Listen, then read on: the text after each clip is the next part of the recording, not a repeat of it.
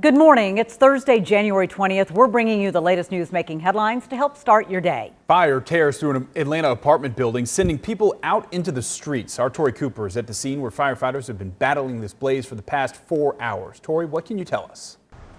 Yeah, after nearly 4 hours, the Atlanta Fire Department is finally starting to wrap up this scene here after this broke out around 2 a.m. Take a look. They're just starting to roll up their fire hoses. They just took down the crane. They no longer have their flashlights shining over this apartment unit on the right where that fire broke out. Let's get straight to that video we shot from earlier. They say they had to up their manpower quickly. Once those flames started spreading rapidly to the next building, they had to call out 30 firefighters. They had to also double their equipment. We also managed to speak to a woman who says she was sleeping alongside her kids inside until someone came in and woke her up. We also caught up with him. We went over there to wake them up. They was asleep in the house, sleep. And we went to go wake them up, and they came down the stairs. Their door was already on smoke, with full of smoke. She couldn't even see in there. Now, everyone from this apartment complex was evacuated. No one was hurt, but the cause of the fire is still under investigation. Many of these residents are now going to be leaning on the Red Cross. We'll continue to keep up with this. We'll be out here until the sun comes up and get you some more video about what this looks like. Reporting live in Southwest Atlanta, I'm Tori Cooper, CBS 46 News. Yep, still very busy out there, Tori. Thank you. Happening today, the filing of a wrongful death lawsuit in a jaw-dropping amount. The parents of a teenager shot and killed by a Cobb County police officer will make the announcement in just a few hours. Rebecca Schramm is live this morning in Marietta. This is believed to be the largest lawsuit in Georgia history. They certainly want to get somebody's attention. Gravir and Rob, they're asking for $150 million in this lawsuit. They're naming Cobb County as one of the defendants, along with the police officer who shot and killed their son. 17-year-old Vincent Truitt was shot in July of 2020 after a police chase near Six Flags that ended behind a warehouse on Riverside Parkway. According to body cam video, Truitt had a gun as he jumped out of the stolen car and ran, and that's when the officer shot him twice in the back. A grand jury later decided the officer followed his training regarding the use of deadly force on a felon with a weapon who poses a danger to the public. The officer was not charged criminally for Truitt's death. Last June, Truitt's family and friends marched in Marietta demanding justice. I guess it's a day-to-day pain that I'm dealing with, but I just can't lay down and stop until I get justice for my son. And we expect to hear from the parents again today as they announce this lawsuit. It's in just a few hours from now, and they're expected to talk about why they're confident the jury will decide that the shooting was unreasonable. A spokesman for Cobb County, by the way, says they will vigorously fight this lawsuit. Live in Marietta, Rebecca Schramm, CBS 46 News. Rebecca, thanks for that report. Happening today, a school board meeting in Cobb County where there's a battle over a name change. Some students want a new name for Wheeler High School because the current name comes from a Confederate general. The district's Board of Education originally formed a committee to discuss the school's name, but 3 months later, they tabled the discussion. The committee was dissolved at the end of 2020, and it prompted students to take charge. In April, a group delivered a historical presentation on the issue to school board members. By not changing the name, you are communicating that you agree with the commemoration of this person. Even with these small school sports events, you know, we chant the name all the time, and we want that name to be representative of who we are and what we represent. A district spokesperson sent a statement on the issue saying, in part, we're focused on teaching and learning while our board is committed to hearing from all voices in the community. CBS 46 also reached out to the board members who voted to dissolve the committee and did not get a response. 6:36 this morning. We're keeping an eye on today with the other stories you need to know. A child is rushed to the hospital after being caught in the crossfire of a shootout in Atlanta. It happened on Campbellton Road Southwest. Police say drivers in two different cars were shooting at each other when a child riding in a different car was hit by a bullet. Investigators say that bullet went through the vehicle and grazed the 5-year-old in the back. Police say the child was alert and breathing when rushed to the hospital. A fourth person is now in jail in connection to a deadly New Year's Eve party. Jabri Wilson is behind bars. 2 teenage girls have also been arrested in connection to the killing and denied bond. Police say the suspects were looking for rival gang members at a house party. During the party, 15-year-old Landon Smith was shot and killed. The state's largest federation of unions, Georgia's AFL-CIO and its affiliated unions, is endorsing Stacey Abrams for governor. She's facing Governor Brian Kemp as he seeks a second term. The governor has two opponents from his own party, former Senator David Perdue and former state representative Vernon Jones. Marta wants to hear what you have to say about new plans to redesign bus routes. A 5-minute online survey is now live, along with questions. Marta outlines how it plans to overhaul its bus system later this year. Marta will prepare a new bus route plan this spring, then release the proposal for more public comment. And the M&M characters are getting a new look. The images of the little chocolate treats all have new shoes, everything from sensible heels to sneakers. Candy maker Mars Wrigley says it wants to make the characters more current and representative of the consumer. And the M&M logo's also being tweaked just a little bit. It's going to appear on packaging later this year. I'm a red pastry melon mushroom. Someone just found my car, my child in it. Someone just found my car, my child in it. Okay. Please. Please, I just want my baby, please. Wow, that's, truly hard to hear. A mom desperate to find the two men who took her car with her child inside. You'll remember this happened on West Peachtree on Monday. Police say the child's mother briefly left the vehicle unattended, then came back to find it gone. Officers later found the child unharmed at a business just down the street. The car was abandoned and an APD air unit helped officers find the driver who was hiding out in a dumpster. The second suspect remains on the run.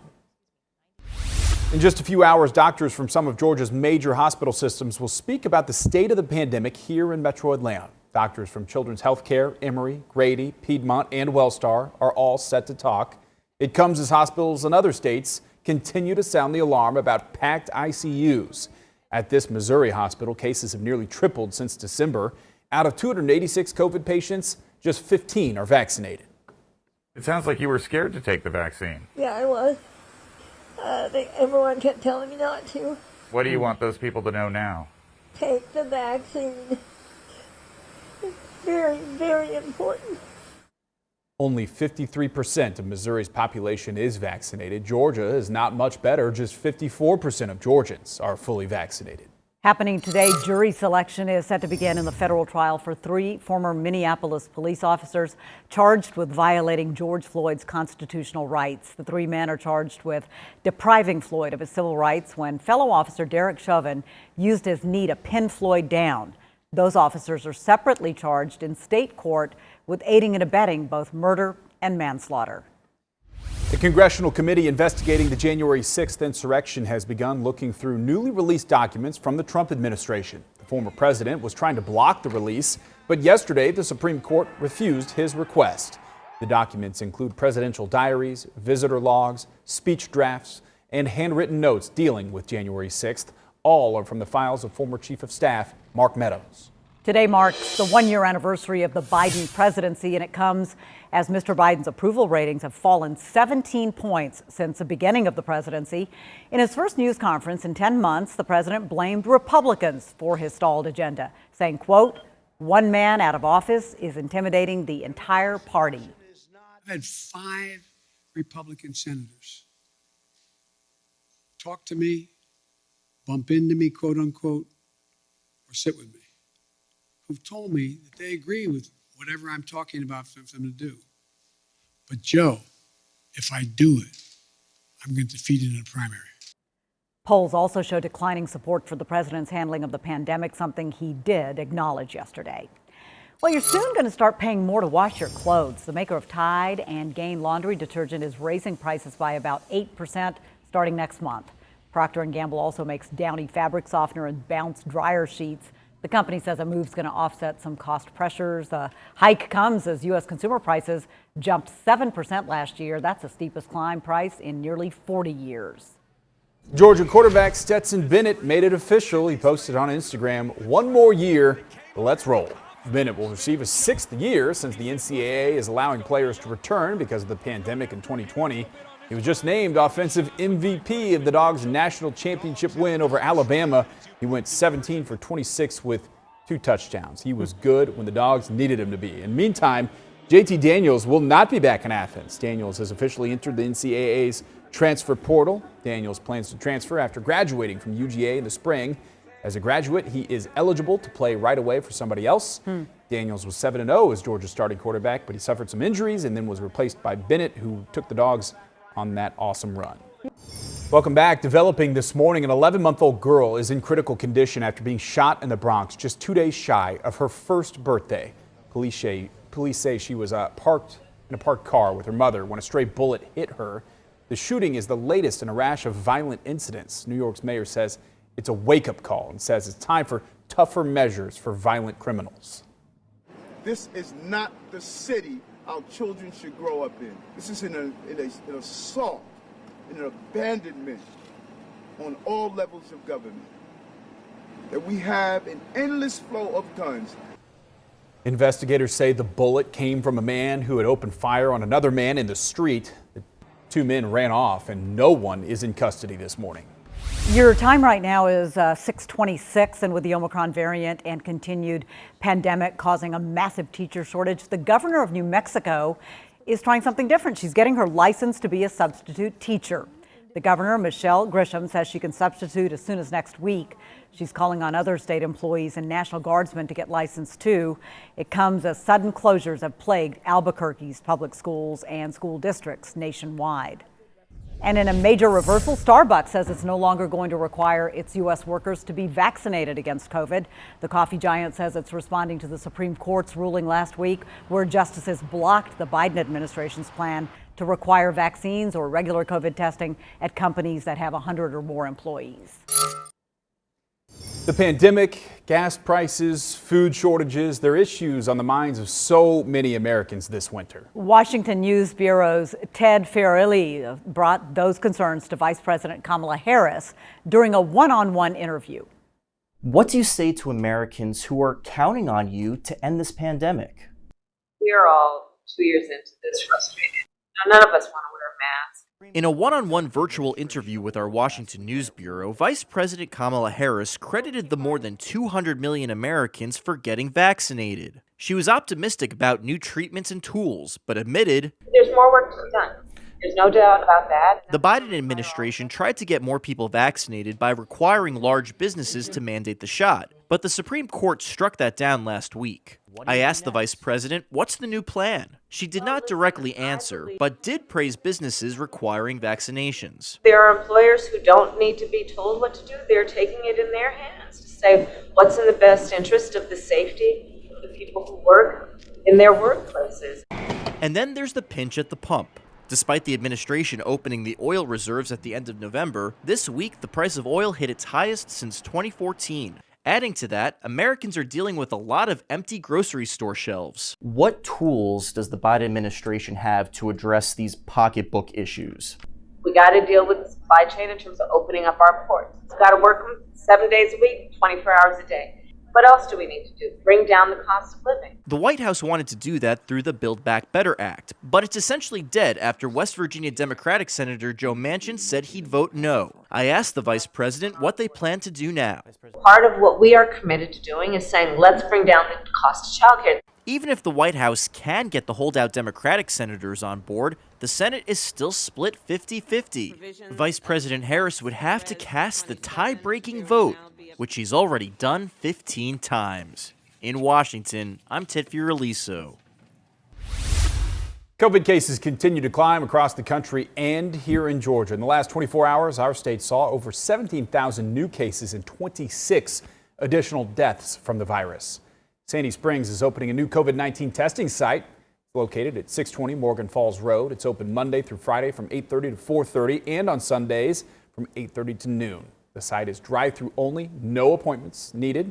Results will be available within 72 hours. And children under 5 could be eligible for a coronavirus vaccine as soon as next month. During an interview with the nonprofit group Blue Star Families, Dr. Anthony Fauci said he can't guarantee anything, but he does hope to see the FDA's approval come soon. Pfizer is expected to submit data for a 3-dose regimen of the first half of the year. The total amount of vaccine that young children would get is just a fraction of what adults receive. At 6:46, trending this morning, new rules for transgender athletes who are taking part in college sports. Yeah, it certainly has been a controversial topic. Let's check in with Brooks Baptiste for the stories topping your social media feeds this morning. Brooks? Yeah, good morning to you guys. The NCAA has now adopted a sport-by-sport approach for transgender athletes, which is bringing the organization in line with the U.S. and international Olympic committees. Now, under the new guidelines, transgender participation will be determined by the sport's national governing body, so athletes will be required to document sport-specific testosterone levels 4 weeks before a sports championship selection. Well, a pair of Atlanta restaurant owners are making history, gracing the cover of the latest issue of Essence magazine. Take a look at this. Pinky Cole, you probably know that name. She's the owner of popular restaurant Slutty Vegan, and Derek Hayes of Big Dave's Cheesesteaks. Yeah, they're sharing the cover as a black couple who bet on love and business. The two are known for making some pretty serious power moves to push the community forward here in Atlanta. A big congratulations to them. Well, for many Americans, some meals just don't feel complete without a little hot sauce. Instacart charting the top sauces in every state, and this may shock you. Sriracha dominating the list, taking more than half of the country, and yes, that includes the state we live in, Georgia. Frank's Red Hot coming in at number 2. Then you've got Texas Pete and Birdman's rounding out the top 4.